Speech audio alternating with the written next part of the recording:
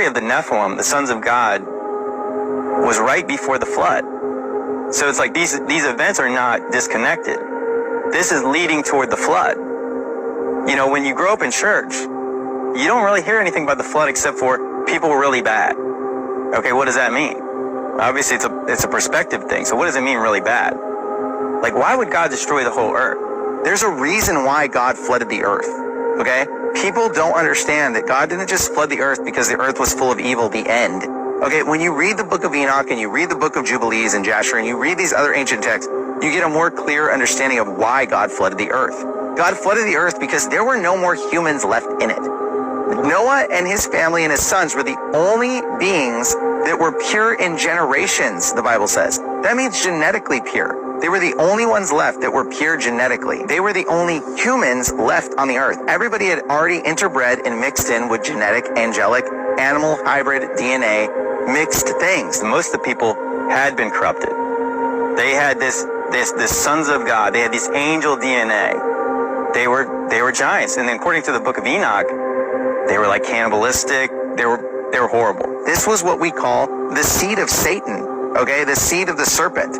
The Bible talks about the seed of the serpent, and it talks about the seed of man. This is what it's referring to. These animal, human, hybrid, angelic, perverted creatures of God's perfect genetics. A question that often gets asked, if God flooded the earth to destroy the Nephilim, how were there Nephilim afterwards? Well, I think that this is an interesting question, and there's actually a lot of differing ideas and quite a lot of debate on how this actually happened. Some people believe there was like a second incursion, that the angels came back and did it again. Some people believe, yeah, there was some kind of a science-y thing they did. They did some kind of a witchcraft, something to bring them back. When Noah's sons chose their wives, they may not have been pure in genetics, because they weren't the only ones that were pure in genetics, like the Bible had said. They may have had distant Nephilim, angelic DNA bred into them in some way, because the Bible says that the Nephilim were there in those days and after. So somehow the Nephilim, some remnant of them, survived the flood, okay? And that remnant came on the boat with, I believe, Noah's sons' wives. And they were reintroduced into society via genetic Punnett square random chance that a giant was born out of one of their children. And that giant became its own tribe of people and took over the whole promised land. Because I believe there was a second incursion. The angels did it again. If you read in Genesis 6:4, it says, the Nephilim were in those days and also afterwards, when the sons of God came into the daughters of men.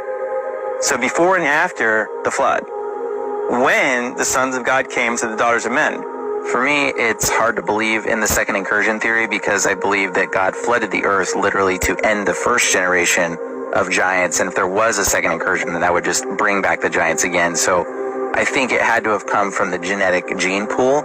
And also it mentions in the book of Enoch that Michael's talking to Raphael about how the punishment that God put on these first initial angels that slept with the women, it was such a severe punishment, anyone's heart that hears about it would be softened by it. And basically that no man nor angel shall ever partake in their portion of judgment or punishment again. And also mentions whose reins are not troubled, meaning like it will change your direction, knowing this punishment was so severe for these angels that no angel would ever do it again. However, I do believe there is attempts to try to recreate the fall, and I think a lot of satanic practices are just that. They're trying to entice angels to sleep with women again, and a lot of these satanic rituals. So I don't believe any of the angels have ever done